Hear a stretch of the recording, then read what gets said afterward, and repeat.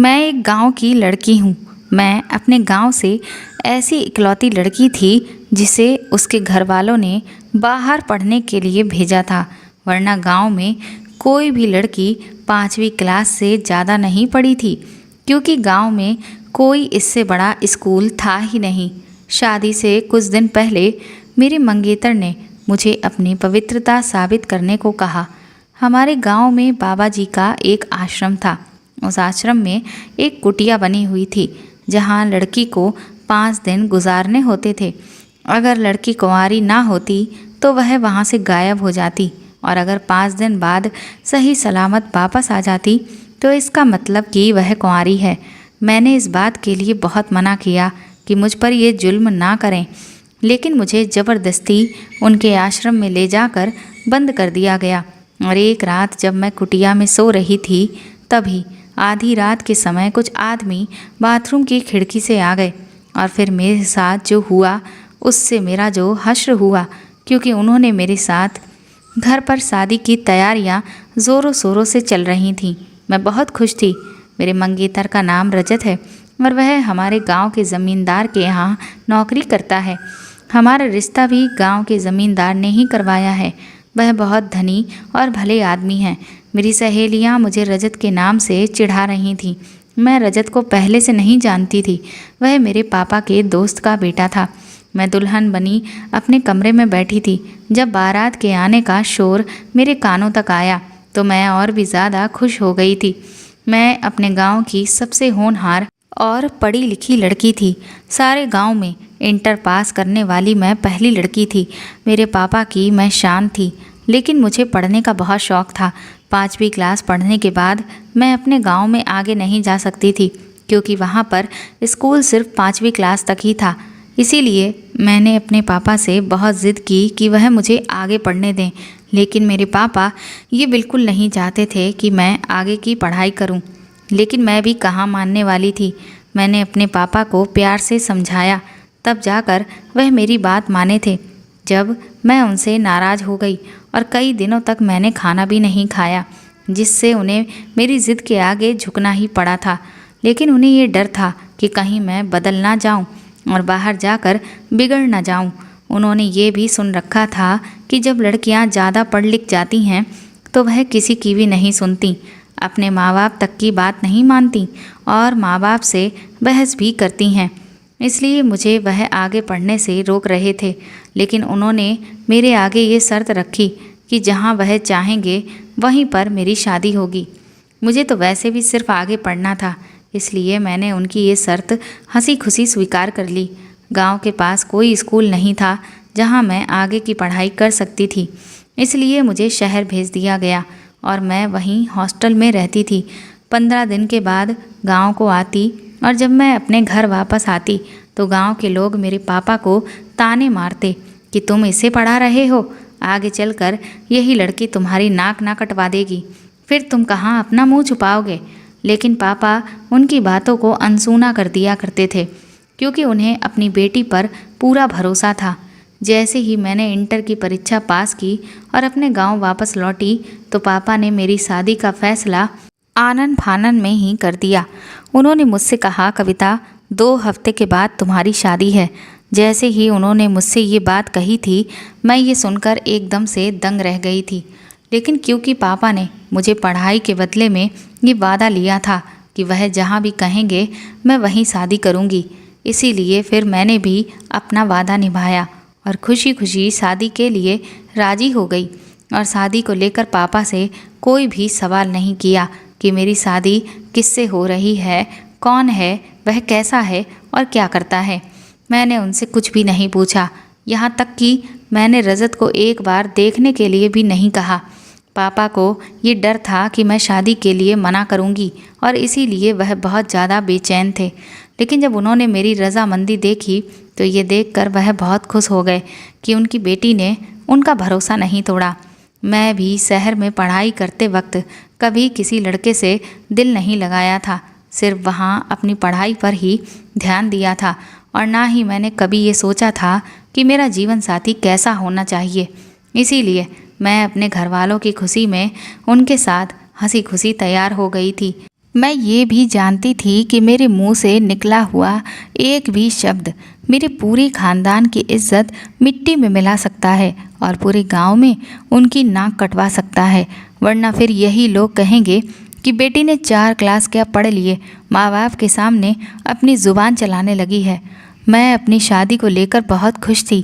जैसे जैसे शादी के लिए दिन करीब आ रहे थे, मेरे पापा की बेचैनी बढ़ने लगी थी, क्योंकि गांव में सभी लोग मेरी पढ़ाई के खिलाफ थे और फिर मैं तो पढ़ाई के साथ साथ हॉस्टल में भी रहकर आ रही थी। घर से इतनी दूर तो गांव वाले तरह तरह की बातें किया करते थे, लेकिन पापा मेरी खुशी के आगे सब कुछ नज़रअंदाज कर दिया करते थे। मगर अब शादी नज़दीक थी तो पापा की बेचैनी बढ़ने लगी थी। लेकिन शादी से पहले मेरी मम्मी मेरे कमरे में आईं और जो सवाल उन्होंने मुझसे पूछा उसको सुनकर मैं दंग रह गई थी। फिर मुझे अपने पापा की बेचैनी की वजह का पता चल गया था। मैं सोच भी नहीं सकती थी कि मुझ पर ऐसा सवाल भी कभी उठाया जाएगा। मम्मी कहने लगीं, तुम 7 साल शहर के हॉस्टल में रहकर आई हो और बड़े स्कूल जाती थी। मुझे बता दो कि कहीं तुम अपने बाप की इज्जत की अर्थी तो नहीं उठाकर आई हो। वहाँ सबके सामने तुम्हारे पवित्र होने का इम्तिहान है। अगर कुछ भी गलत हुआ तो तेरे पापा और मैं तो जीते जी ही मर जाएंगे। ये कहकर मम्मी रोने लगी। मैंने अपना होश संभाला और कहा, मम्मी ऐसा कुछ भी नहीं है। मैं तो सबकी नज़रों से बचकर रहती थी, कभी बुरी संगत का असर अपने ऊपर नहीं पड़ने दिया था। मैंने कभी ऐसा कुछ भी नहीं किया है कि आपकी इज्जत की अर्थी उठ जाए। लेकिन मेरी मम्मी मेरी बातों से संतुष्ट नहीं हुई, क्योंकि गांव के लोग उनसे मेरे चरित्र पर सवाल उठा रहे थे। फिर वह कहने लगी, रजत कहता है कि शादी से पहले कविता को अपने कुंवारी होने का सबूत मुझे देना होगा, तभी ये शादी होगी। ये सुनकर तो मैं हैरत में पड़ गई थी। बाहर पूरा खानदान और सारे बिरादरी वाले बैठे हुए थे और बारात आ चुकी थी और मेरा होने वाला पति ये कैसी बेतुकी बातें कर रहा था। भला कोई लड़की कैसे अपने कुंवारे होने का सबूत दे सकती थी। मैंने कहा, मम्मी मैं इस वक्त इस बात का कैसे यकीन दिला सकती हूँ, ये तो बिल्कुल बेफिजूल सी बात है। पर वो कहने लगी, वह कहता है कि शहर के हॉस्टल में रहकर पढ़ने वाली लड़कियाँ चरित्रहीन होती हैं, इसीलिए मैं उसे शादी तब ही नहीं करूँगा जब तक कि वह अपने पवित्र होने का सबूत मुझे ना दे दे। तब मैंने अपनी माँ से पूछा कि भला मैं कैसे सबूत दूँ। उन्होंने कहा, रजत कहता है कि अगर वह बाबा जी के आश्रम में बने पवित्र कमरे में 5 दिन गुजार दे और 5 दिन के बाद सही सलामत बाहर आ जाए, तभी मैं उससे शादी करूँगा। अगर वह बदकिरदार हुई तो उस पवित्र कमरे से वह खुद गायब हो जाएगी। शैतान उसे अपने साथ ले जाएगा, क्योंकि वह कमरा आश्रम में है और वहाँ पवित्र लोगों ने बहुत तपस्या की है। इसलिए जब भी लड़की पर शक हो जाता है तो उसी कमरे में उसे बंद कर देते थे और उस लड़की को 5 दिन गुजारने पड़ते थे। मैं पढ़ी लिखी थी, इसलिए आश्रम वाली कहानी मेरे समझ में नहीं आ रही थी। आखिर ऐसा कैसे हो सकता है कि एक बंद कमरा लड़की के किरदार का फैसला करे। हमारे गांव में जिस लड़की के किरदार पर शक होता है उसे उस कमरे में बंद कर दिया जाता है। अगर 5 दिन बाद वह कमरे से बाहर आ जाती है तो उसे पवित्र समझा जाता है, और अगर वह गायब हो जाती है तो उसे चरित्रहीन समझा जाता है और ये कहा जाता है कि शैतान उसे अपने साथ लेकर चला गया है। मैं ये सोच रही थी कि आजकल के दौर में गांव के लोग किसी लड़की के चरित्रहीन और पवित्र होने का अंदाज़ा इस तरह की बेसिर पैर की बातों से कैसे लगा सकते थे। मैं भला क्यों किसी जंगल में बनी आश्रम के एक छोटे से कमरे में बंद हो जाती। वहाँ कैसे मैं सारा दिन गुजारती, ये बात मेरी समझ में बिल्कुल भी नहीं आ रही थी, क्योंकि अपनी पवित्रता को तो मुझसे बेहतर कोई नहीं जान सकता था। मेरी मम्मी पापा और गांव वाले और पंचायत भी वहाँ मौजूद थे। मैंने कहा कि मुझे ऐसी कोई बात मंजूर नहीं।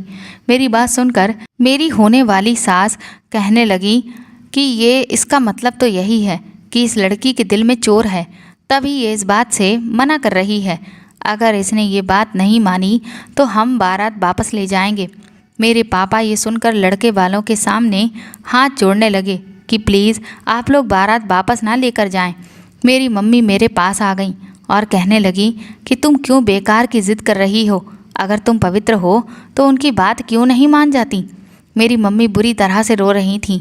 मैंने अपनी होने वाली सास से कहा कि अगर आप लोगों को यकीन नहीं है तो किसी अस्पताल ले जाकर आप लोग मेरा मेडिकल चेकअप करवा लें, आपको यकीन आ जाएगा। अब तो बहुत तरक्की हो चुकी है, डॉक्टर भी आपको सब कुछ सच सच बता देगा। भगवान के लिए लेकिन इस बेबुनियाद की रस्म पर यकीन ना करें और बेकसूर लड़कियों को ऐसे वहाँ वीराने में छोड़ देना कोई सही नहीं है। मगर किसी ने भी मेरी एक भी ना सुनी। पापा तो जैसे कि मेरे किसी बेजान लाश की तरह हो गए थे और मम्मी का भी रो रो कर बुरा हाल था, जैसे कि मैं सच में कहीं पर अपना मुंह काला करा कर आई हूँ। मुझ पर लोगों ने बहुत इल्ज़ाम लगाए। मेरे पापा से वह कहने लगे, तुम्हें समझाया था ना कि बेटी को बाहर पढ़ने मत भेजो, अब अंजाम देख लो। लेकिन तुमने उस वक्त किसी की भी नहीं सुनी। अब देख लो अपनी इज्जत उछलते हुए। मैं अपने पापा के साथ में बैठकर रोती रही, कहती रही कि पापा मैंने ऐसा कुछ भी नहीं किया है, बेशक आप मेरा मेडिकल चेकअप करवा लीजिए।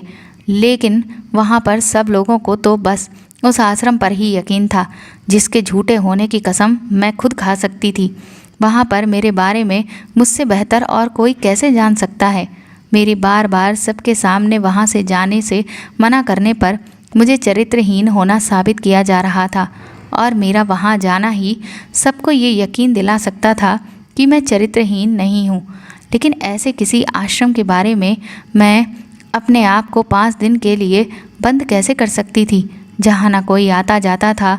लेकिन अपने माँ बाप के आंसू देखकर मैं भी बेबस हो गई थी। फिर मेरा फैसला करने पंचायती बैठे। पंचायत में मेरे लिए फैसला किया गया कि मुझे जंगल में 5 दिन रहना पड़ेगा। पंचायतियों ने भी मेरी एक भी ना सुनी थी। मैंने भी अपने माँ बाप की खातिर उनका ये फैसला कबूल कर लिया। मैंने दुल्हन का जोड़ा बदला और सिंपल से कपड़े पहन लिए और जाने के लिए तैयार हो गई। लेकिन मुझे बहुत अफसोस था कि रजत ऐसी झूठी और बेकार की घटिया सोच रखता है। मुझे उसकी सोच पर तरस आ रहा था। फिर मैं कुछ गांव के बड़े लोगों और अपने पापा के साथ वहां के लिए निकल पड़ी थी। उस आश्रम में पहुंचने के बाद वहां एक छोटे से कमरे में मुझे बंद कर दिया गया, जहां कहीं से रोशनी की एक किरण भी नज़र नहीं आ रही थी। उस कमरे में बस एक चारपाई ही थी जिस पर मैं लेटी हुई थी और आंसू बहा रही थी। न जाने कैसी अंधेर नगरी थी। बचपन से मैं इस बेसिर पैर के रिवाज को होते हुए देख रही थी। जंगल के बीचों बीच में आश्रम के कोने में बना ये कमरा था जहाँ मासूम लड़कियों को कैद कर दिया जाता था और 5 दिन के खाने पीने का सारा सामान वहीं बाहर रख दिया जाता था, क्योंकि कमरे के बाहर ताला डाल दिया जाता था और 5 दिन से पहले वहाँ कोई नहीं आता था। मुझे नहीं पता था कि रजत को मुझ पर शक क्यों हुआ। कमरा बिल्कुल बंद था। वहाँ एक लाइट तक मौजूद नहीं थी जिससे टाइम का पता चल सके। बस एक पंखा चल रहा था। जंगल के पास बिल्कुल सुनसान जगह थी जहाँ जंगली जानवर आकर दरवाज़ा तोड़कर मुझ पर किसी भी वक्त हमला कर सकते थे। इसी डर ने मेरे दिल को डरा कर रख दिया था। मैं चारपाई पर बैठ गई, लेकिन कमरे का दरवाज़ा लोहे का था। मुझ जैसी दुबली पतली सी लड़की उसे नहीं खोल सकती थी। मैंने खाने की टोकरी से जब कपड़ा हटाया तो उसमें बस थोड़े से फल के सिवाय और कुछ भी नहीं था। कमरे में पंखे का कोई बटन मौजूद नहीं था और ना ही कोई बल्ब लगाया गया था। वहाँ एक बाथरूम था जिसमें भी बहुत अंधेरा था। मैंने पूरे कमरे की अच्छे से तलाशी ली, मुझे कुछ भी दिखाई नहीं दे रहा था। मैं बेबसी से दोबारा चारपाई पर आकर बैठ गई। अभी कुछ टाइम गुजरा ही था कि तभी मुझे वहाँ किसी के आने की आहट होने लगी। मेरी तो डर के मारे जान ही निकलने लगी थी। बाहर कुछ जंगली जानवरों की आवाज़ें भी आने लगी थीं। उस पर सितम ये हुआ कि तभी बिजली भी चमकने लगी। बिजली की रोशनी तो कमरे में नहीं आ सकती थी, पर उसकी आवाज़ से ही मेरा दिल ज़ोर ज़ोर से धड़क रहा था। फिर वहाँ तेज़ बारिश होने लगी। मैं चारपाई पर बैठी रोने लगी। मुझे अपनी कज़िन का वह किस्सा याद आने लगा जब मैंने होश ही संभाला था। ये पहली बार मेरे घर में मेरे बड़े पापा की बेटी की शादी के वक्त हुआ था। उस वक्त भी उनकी शादी ऐसे ही रोक दी गई थी। मेरी कज़िन जब दूसरे गांव से अपनी मौसी के घर पर कुछ दिन रहकर वापस लौटी तो उसके मंगेतर ने भी यही बात कही थी कि उसे अपने कुंवारी होने का सबूत देना होगा। सबसे पहले तो मेरी कज़िन पर बहुत इल्ज़ाम लगाए गए। उन पर दूसरे लड़कों के साथ रिश्ते बनाने का इल्ज़ाम लगाया गया। वह बेचारी बहुत रोती रही कि उसने ऐसा कभी कुछ भी नहीं किया है, लेकिन किसी ने भी उसकी एक भी नहीं सुनी। सबको बस इस कमरे पर यकीन था। सभी यही कहते थे कि ये पवित्र आश्रम है और पवित्र औरतों के बारे में ये सब कुछ सच सच बता देता है। मुझे ये बात आज तक समझ नहीं आई थी, लेकिन मेरी कज़िन को कमरे में बंद कर दिया गया और वहाँ से ताला लगाकर उसे अकेला छोड़ दिया गया और 5 दिनों में उसके कुंवारी होने का सबूत मिल जाएगा। वह एक छोटा मंदिर था जहाँ कुछ बाबाओं ने तपस्या करी हुई थी। पूरे गांव में किसी ने भी उनको नहीं देखा था। बस सब कहते थे कि सुना है यहाँ एक बहुत बड़े बाबा रहा करते थे इस कुटिया में, और औरतों के बारे में वह सब सच बता दिया करते थे। यह आश्रम इस कुटिया के पास गांव के ज़मींदार ने ही बनवाया था। 5 दिन पूरे होने के बाद जब मेरी कजिन कमरे से बाहर निकली तो उसका रंग पीला पड़ चुका था। हालांकि वह बहुत खूबसूरत थी, कमज़ोरी की वजह से वो ठीक से चल भी नहीं पा रही थी। उसने अपने मुंह से एक शब्द भी नहीं बोला। फिर शादी की तारीख आगे बढ़ा दी गई थी और फिर शादी के कुछ दिन पहले ही वह मर गई थी। मरते वक्त उनका चेहरा बिल्कुल नीला पड़ चुका था। पूरा गांव कह रहा था कि इसने जहर खा लिया है। मैं उस वक्त सिर्फ 10 साल की थी। मुझे अपनी कजिन से बहुत ज़्यादा लगाव था। उनके मरने पर मैं भी बहुत रोई थी। आज मेरे साथ वही सब दोहराया जा रहा था। वह सब पुरानी बातें सोचकर अब मैं बहुत परेशान हो रही थी, लेकिन रोने से कोई फ़ायदा नहीं है। मैं भगवान से प्रार्थना करने बैठ गई कि शायद वह मेरी कुछ मदद ही कर दे। थोड़ी देर के बाद मैं वॉशरूम में चली गई। अभी मैं हाथ ही धो रही थी कि तभी आश्रम के अंदर से खिड़की खुली। मुझे बड़ी हैरानी हुई। जब कमरे में कोई खिड़की मौजूद ही नहीं थी तो वहाँ पर खिड़की कैसे हो सकती है। लेकिन जैसे ही मैंने उसे खिड़की से बाहर आने वाले हाथ को देखा तो मेरी जान ही निकल गई थी। खिड़की पर एक मर्दाना हाथ देखकर मैं डर से पीली पड़ चुकी थी। मैं जल्दी से बाहर निकल गई और दरवाज़ा बंद करके कुंडी लगा दी। फिर सोचने लगी कि ये क्या माजरा है। इस कमरे के आसपास तो कोई आता जाता नहीं, और फिर जब कमरे में ये कोई खिड़की ही नहीं है तो वहाँ पर ऐसी कोई खिड़की कैसे हो सकती है। देखने पर वहाँ भी दीवार ही नज़र आती है। फिर ये खिड़की कहाँ से आ गई। जब मैं वहाँ से बाहर निकली और दरवाज़ा बंद कर लिया तो कुछ देर तक वहाँ से दरवाज़ा पीटने की आवाज़ें आती रहीं। उस टाइम मेरे हाथ और पैर डर से कांप रहे थे। मुझे लग रहा था कि जैसे मुझे अभी हार्ट अटैक ही हो जाएगा। लेकिन वह दरवाज़ा भी लोहे का बना हुआ था। वह इतनी आसानी से खुलने वाला नहीं था। मैं डर के मारे कमरे में एक कोने में बैठ गई। दरवाज़ा नहीं खुला। मुझे किसी की आवाज़ सुनाई नहीं दी। बस दरवाज़ा बजता ही चला जा रहा था। कुछ देर बाद आवाज़ें आना बंद हो गईं। आखिर वह कौन था? क्या वह कोई वनमानुस था? क्योंकि उसके हाथ पर बेतहासा बाल थे। जैसे ही मेरे दिमाग में वनमानुस का ख्याल आया तभी ये सोचकर मेरी जान ही निकलने लगी थी। मैं जंगल के एक कमरे में थी। यहाँ पर खतरनाक जानवरों का होना कोई बड़ी बात नहीं थी, लेकिन वही बात है कि नींद भी एक ऐसी चीज़ है जो हर हाल में आ ही जाती है। रोते रोते कब मेरी आंख लग गई और सुबह उठकर जब मुझे रात का ख्याल आया तो मैं फिर से डरने लगी थी। पूरा दिन डरते डरते ही मैंने निकाला। भूख से जब मैं बेहोश ही होने लगी थी तब मैंने थोड़े से फल खाए। फिर मैंने हिम्मत की और मैं वॉशरूम में गई।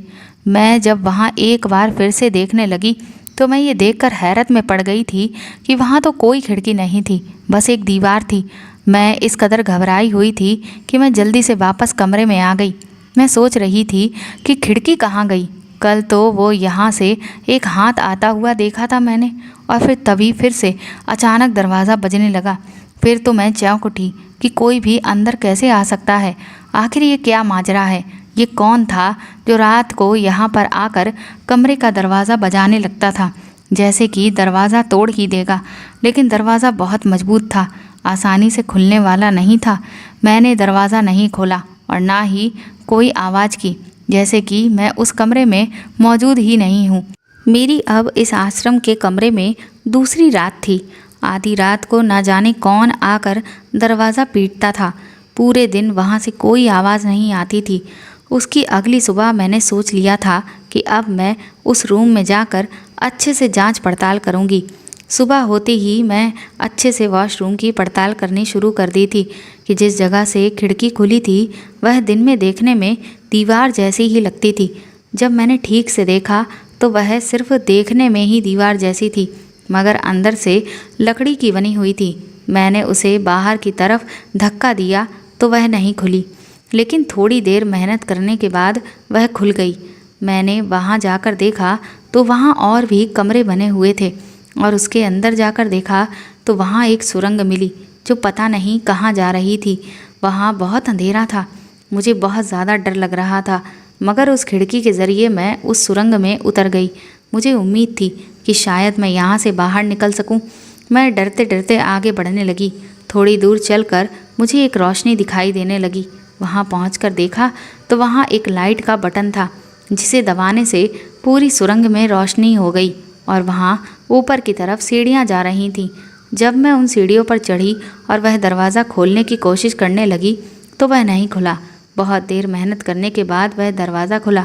वह आश्रम का कमरा था, जहाँ आश्रम की दान दक्षिणा रखी जाती थी। जब मैं उस कमरे में पहुंची तो दंग रह गई कि ये तो मैं आश्रम के अंदर पहुंच गई।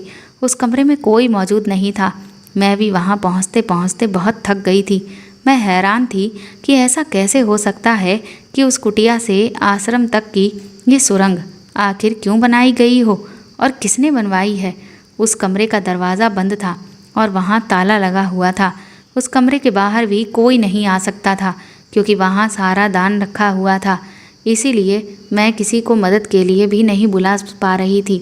लेकिन फिर मैंने सोचा कि अगर किसी ने मुझे उस कुटिया से बाहर देख लिया तो मेरे माँ बाप को बातें सुना सुना कर ही मार डालेंगे। फिर मुझे किसी के आने की आहट महसूस हुई। मैं जल्दी से उस सुरंग को बंद किया और वहाँ रखे हुए बक्सों के पीछे छुप गई। और फिर मुझे लगा कि ये लोग अगर मुझे देख लेंगे तो फिर मेरी सारी मेहनत बेकार ही चली जाएगी। जैसे ही मैंने 3 लोगों को अंदर आते देखा, उनको देखकर मेरी जान ही निकल गई। वहाँ पर अंधेरा था और इस वजह से मुझे किसी के भी चेहरे ठीक से बिल्कुल भी नज़र नहीं आ रहे थे, और इधर घबराहट के मारे मेरी दम निकली जा रही थी।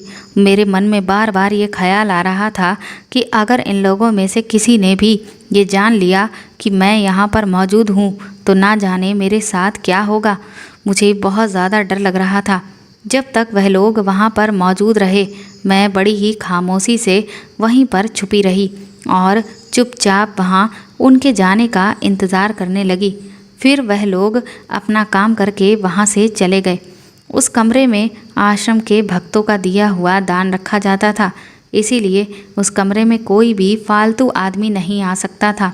जो लोग आश्रम में काम करते थे वही लोग आ सकते थे। मैं बहुत डरी हुई थी, मुझे कुछ भी समझ में नहीं आ रहा था। फिर मैंने सोचा कि मैं रात होने का इंतज़ार करती हूँ और देखती हूँ कि कौन है जो वहाँ जाकर दरवाज़ा बजाता है, और वह बनमानुस कौन था। मेरे लिए अब ये एक अच्छा मौका था जब मैं ये सब जान सकती थी, क्योंकि बाहर तो मैं यहाँ से नहीं निकल सकती थी, क्योंकि दरवाज़े पर ताला लगा हुआ था। थोड़ी देर के बाद मुझे एक आदमी नज़र आया। वह ज़मींदार था और साथ में उसके पंचायती भी था। वह बहुत नरम दिल वाला आदमी था, लोगों की मदद करता रहता था, यहाँ तक कि गांव के घरों में जाकर ज़रूरतमंदों को चुपचाप पैसे भी पकड़ाकर मदद करता था। जब किसी लड़की की शादी होती तो वह शादी का पूरा खर्चा भी खुद ही कर देता था कि ये सब मेरी भी बेटियां हैं। इसीलिए गांव की कोई भी लड़की उनसे पर्दा नहीं करती थी, क्योंकि वह हमारे दादा की उम्र के थे। पूरे गांव में उनकी बहुत इज्जत थी। पूरे गांव के लोग उन्हें अपना माई बाप मानने लगे थे। उनके बड़े से महल में कई बार मैं भी जा चुकी थी। उनकी पोती मेरी ही क्लास में पढ़ती थी और मेरे साथ में ही हॉस्टल में भी रहती थी, मगर उस लड़की में घमंड नाम की तो कोई चीज़ ही नहीं थी। जब भी मुझे गांव जाना होता था वह मुझे अपने साथ अपनी गाड़ी में ही बिठा कर के लेकर जाती थी। गांव पहुंचकर वह मुझे मेरे घर छोड़ देती थी, लेकिन मैं कई बार मना कर देती थी कि मेरे पापा मुझे लेने आएंगे, मैं उनके साथ ही जाऊंगी। मेरी बात सुनकर ज़मींदार साहब कह देते थे कि बेटा तुम हमारे साथ चलो, मैं तुम्हारे पापा से कह दूंगा कि तुम मेरे साथ आई हो। अपनी गाड़ी में ड्राइवर के साथ खुद अपनी पोती को वो लेने आते थे।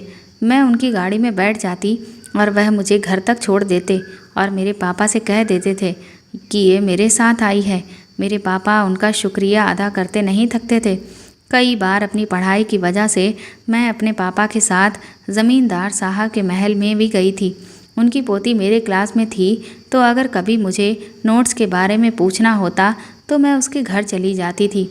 लेकिन आश्रम वाले कमरे में वह लोग क्या कर रहे थे? मैंने सोचा कि आश्रम तो इन्हीं लोगों ने बनवाया हुआ है, तो शायद दान का जायज़ा लेने आए होंगे। मैं ये सोचकर बहुत खुश हुई कि अब मैं बच जाऊंगी और इन्हें सब कुछ सच सच बता दूंगी कि मेरे साथ 2 रातों से क्या हो रहा है, और ये मेरी मदद करेंगे। लेकिन फिर आगे मैंने जो देखा उसे देख कर के मैं तो दंग ही रह गई थी कि वह लोग सुरंग का दरवाज़ा खोल रहे थे। तो मैं खामोशी से वहीं बैठी रही और देखती रही कि आखिरकार ये पूरा माजरा क्या है और उनको सुरंग के बारे में कैसे पता। कहाँ तो अब तक मैं ये सोचकर खुश हो रही थी कि मेरे मसीहा मेरे सामने खड़े हैं जो मुझे बचा लेंगे और मेरी बात ज़रूर समझेंगे, क्योंकि मैं इस कमरे से भागकर निकली हूँ। लेकिन यहाँ तो अब मामला उल्टा ही हो गया था।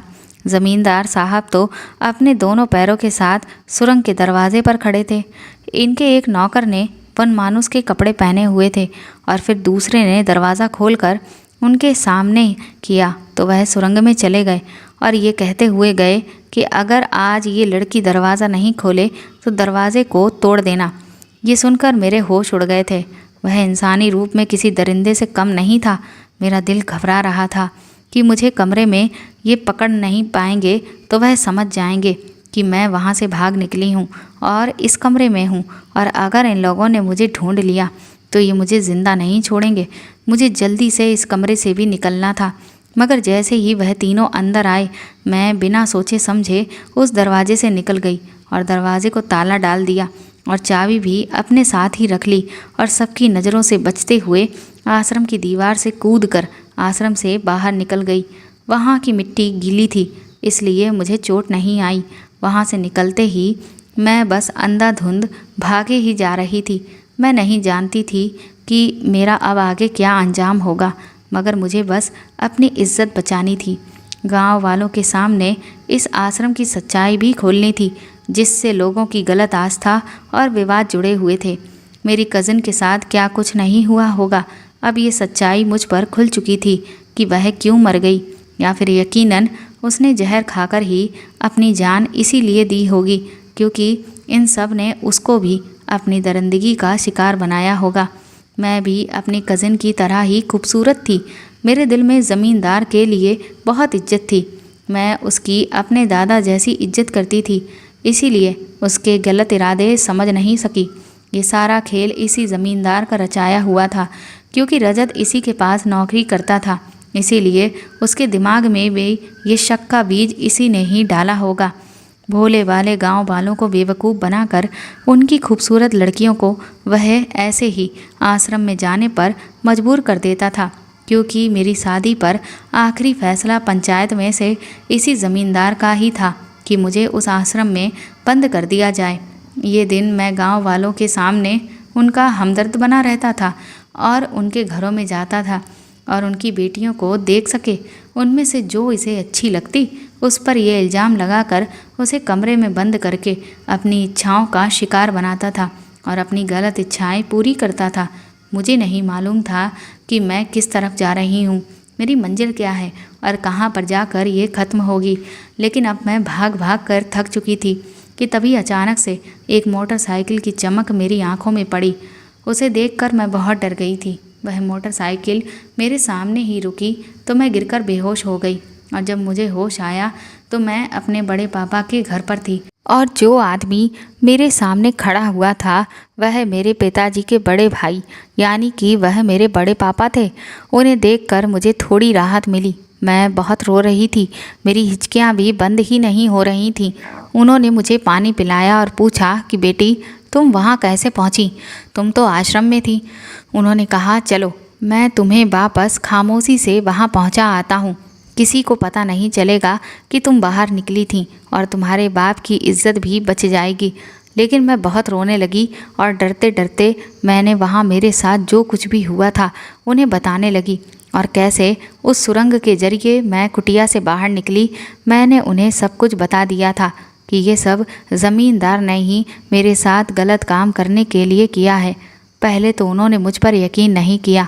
फिर मैंने उन्हें बताया कि दीदी के साथ भी उसी ने ही गलत काम किया था और इसीलिए दीदी ने भी जहर खाकर अपनी जान दे दी थी, क्योंकि वह उन्हीं की बेटी थी जिसके साथ ये सब हुआ था। तब वह बहुत ज़्यादा रोने लगे। फिर उन्होंने कहा कि मेरी बेटी के साथ इस दरिंदे ने क्या कुछ नहीं किया होगा जो उसने अपनी जान ही दे दी। हम तो इस आदमी को अपना माई बाप समझते थे और ये हमारी ही बेटियों पर बुरी नज़र रखता था, लेकिन अब मैं तेरे साथ कुछ गलत नहीं होने दूंगा। उन्होंने कहा तुम यहीं छुपी रहना और किसी को अपने यहाँ होने का पता मत चलने देना। अब इसकी सच्चाई हम सबके सामने लेकर आएंगे और इसको इसके किए की सज़ा दिलवाएंगे। गांव की बेटियों को इससे बचाएंगे। फिर उन्होंने मुझे खाना खिलाया और कमरे की लाइट बंद करके चले गए। ये कहकर चले गए कि बेटी तुम आराम करो और यहाँ आराम से रहो। फिर वह मेरे पापा के पास गए और उनसे कहा कि चलो बेटी की खबर लेकर आते हैं कि वह कैसी है। दरवाजे से उसे आवाज़ देंगे। मेरे पापा बहुत परेशान थे। उन्हें अभी भी मेरी बहुत फिक्र हो रही थी। मेरी माँ भी कहने लगी जाओ और बेटी की खबर ले आओ। फिर पापा उनके साथ जाने के लिए राजी हो गए, लेकिन मेरी माँ बोली थी कि अगर किसी ने देख लिया तो अनर्थ हो जाएगा। तब उन्होंने कहा कि रात के अंधेरे में कौन देखेगा, हम खामोशी से जाकर वहाँ से वापस आ जाएंगे। फिर वो दोनों आश्रम की ओर चल दिए और वहाँ पर पीछे के दरवाजे से अंदर गए और बिना किसी की नज़रों में आए कुटिया तक पहुँचे। वहाँ जाकर उन्होंने मुझे आवाज़ लगाई। उस टाइम ज़मींदार अपने दोनों नौकरों के साथ कुटिया में ही मौजूद था। वह दीवार तोड़कर अंदर जा चुका था। वह दोनों की आवाज़ सुनकर वह लोग बिल्कुल शांत हो गए थे। पापा और बड़े पापा मुझे आवाज़ें दे रहे थे। जब मेरी कोई आवाज़ वापस नहीं आई तो मेरे पापा बहुत ज़्यादा घबरा गए। फिर बड़े पापा ने उन्हें समझाया कि लगता है बेटी सो रही होगी। वह ज़मींदार उस कमरे में ही था। मेरे पापा की आवाज़ सुनकर वह सब बिल्कुल शांत हो गए थे। फिर मेरे बड़े पापा ने सोचा कि क्यों ना शोर मचाकर इन लोगों को रंगे हाथों पकड़वा दिया जाए। इसीलिए बड़े पापा ने आश्रम में जाकर शोर मचा दिया कि हमारी बेटी को शैतान ले गया है। तभी उस आश्रम के लोग वहाँ इकट्ठा हो गए और मेरे पापा से कहने लगे देखो बेटी को बाहर भेजने का नतीजा देखो। मेरे पापा रो रहे थे कि मेरी बेटी की कोई आवाज़ ही नहीं आ रही है। भगवान के वास्ते इस दरवाजे को खोलो। और तभी देखा कि मेरी बेटी का क्या हाल है। सब लोगों ने दरवाज़ा ज़ोर ज़ोर से पीटा। जब उन्हें मेरी कोई आवाज़ नहीं आई तो उन लोगों ने दरवाज़ा खोला तो वहाँ टूटी हुई दीवार देखकर ज़मींदार पहले ही वहाँ से निकल चुका था, लेकिन बूढ़ा होने की वजह से वह पूरी तरह से उस सुरंग को पार नहीं कर पाया। और जब लोगों ने उसे सुरंग में देखा तो वह सब लोग हैरान रह गए कि भला ये सब क्या मामला है। सारे लोग पूछने लगे कि आखिर आप यहाँ क्या कर रहे हैं और ये दीवार तो टूटी है। इसके अलावा बहुत सारे सवाल वह लोग करने लगे, पर उन सवालों का उसके पास कोई जवाब नहीं था। उसके नौकरों को वनमानुष के कपड़े में देखकर लोग समझ गए कि ज़रूर यहाँ कोई आता नहीं है और इसीलिए ज़मींदार लड़कियों को यहाँ से उठा लेता है। फिर वहाँ पुलिस को बुलाकर पूरे मामले की जांच कराई गई और ज़मींदार को पुलिस के हवाले कर दिया गया। उससे सब पूछने लगे कि वह लड़की कहाँ है और उसको मुझे अगवा करने के जुर्म में अंदर करवा दिया गया। सब लोग समझ रहे थे कि उसने मुझे कत्ल करके कहीं पर वहीं पे छुपा दिया है। मेरे पापा का तो रो रो कर बहुत ही बुरा हाल हो गया था कि उनकी बच्ची कहाँ चली गई थी। बड़े पापा ने उन्हें बताया कि मैं घर पर हूँ और बिल्कुल ठीक ठाक हूँ। तब सब लोग दौड़े दौड़े बड़े पापा के घर पहुँचे और मुझे सही सलामत देखकर उनकी जान में जान आई और फिर उन्होंने मुझे पूरी जानकारी ली। तब तक रजत भी घर पहुंच चुका था और उसने अपने बर्ताव को लेकर मुझसे और मेरे परिवार वालों से माफ़ी मांगी और बताया कि मेरे चरित्रहीन होने वाली बात ज़मींदार ने ही उसके दिमाग में डाली थी और ये रिश्ता करने के लिए भी ज़मींदार ने ही कहा था और उसके माँ बाप के दिमाग में भी ये शक का बीज उसी ने ही बोया था। फिर वह मुझसे और मेरे माँ बाप से माफ़ी मांगने लगा और पूरे गांव में ये तय किया गया कि अब किसी भी लड़की को ऐसे किसी भी आश्रम में नहीं भेजा जाएगा। हमें अपनी लड़कियों पर भरोसा करना चाहिए, ना कि किसी और के कहने पर हमें अपनी बेटियों को इस तरह से अकेला छोड़ देना चाहिए। हमने अपनी बच्चियों पर विश्वास नहीं किया, जिस वजह से ज़मींदार जैसे इंसान ने गांव की बहुत सी लड़कियों को अपने गलत इरादों के लिए अपना शिकार बनाया है। इसके बाद एक एक करके सभी लड़कियों ने अपने बयान दर्ज करवाए, जिनके साथ वह यह सब कर चुका था कि किस तरह से वह अपने नौकर को वनमानुस बनाकर कुटिया में भेजता और फिर लड़कियों को नशीली दवाई खिलाता, जिससे किसी ने उसके साथ ये सब कुछ किया है उन्हें पता ना चले और ज़मींदार की इज्जत गांव में बनी भी रहे। और जो लड़कियां उसके काबू में नहीं आती थीं वह 5 दिन पूरे होने से पहले ही मार दी जाती थीं और उन्हें आश्रम में ही कहीं दफना दिया जाता था। पुलिस ने पूरे आश्रम की अच्छे से तलाशी ली तो वहाँ से बहुत से कंकाल भी निकले। सारे गांव वाले रो रहे थे कि उन्होंने अपने बच्चों के साथ कितना अनर्थ किया है। पूरे आश्रम को तोड़ दिया गया था कि अब ये सब यहाँ पर दोबारा ना हो सके। रजत रोज़ आकर मेरे घर वालों से माफ़ी मांगता और मुझसे भी कहता कि ज़मींदार की बातों में आकर उसने मेरे साथ बहुत गलत किया है। किसी की बेटी पर इल्ज़ाम लगाकर मेरे घर वालों ने उसे माफ़ कर दिया, मैंने भी उसे माफ़ कर दिया और हमारी शादी बड़े धूमधाम से हुई और उसने मुझे शादी का ये तोहफ़ा दिया कि मैं आगे जितना चाहूँ उतना पढ़ सकती हूँ। और उसने अपना वादा निभाया भी और मुझे एक डॉक्टर बनाया और मेरे लिए एक छोटा सा अस्पताल भी गांव में ही खुलवा दिया। गांव के लोग भी अब अपनी बेटियों को पढ़ाते हैं जो पढ़ना चाहती हैं और उन्हें पढ़ने लिखने से कोई नहीं रोकता। रजत और मैं हम दोनों खुशी खुशी एक साथ रहते हैं। उसने भी अपने आगे की पढ़ाई पूरी करी और वह भी अब एक बड़ा वकील बन गया है और ज़मींदार का केस भी उसी ने लड़ा और उसे सज़ा भी दिलवाई। तो दोस्तों, आपको ये कहानी कैसी लगी हमें कमेंट करके ज़रूर बताएं और प्लीज़ इस कहानी को ज़्यादा से ज़्यादा शेयर और लाइक करके मेरे चैनल को सपोर्ट करें। साथ ही अगर आप चाहें तो मुझे सुपर थैंक्स भी खरीद कर दे सकते हैं। सुपर थैंक्स का ऑप्शन आपको इस वीडियो के नीचे दिए हुए सभी ऑप्शंस में दिख जाएगा, जो कि हार्ट शेप में बने हुए डॉलर के साइन के तौर पर है। और अगर आप मेरे चैनल पर नए हैं तो सब्सक्राइब करके बेल आइकन को ज़रूर दबा दीजिएगा, ताकि आगे भी मैं आपको ऐसी ही अच्छी कहानियाँ सुनाती रहूँ। Thank you.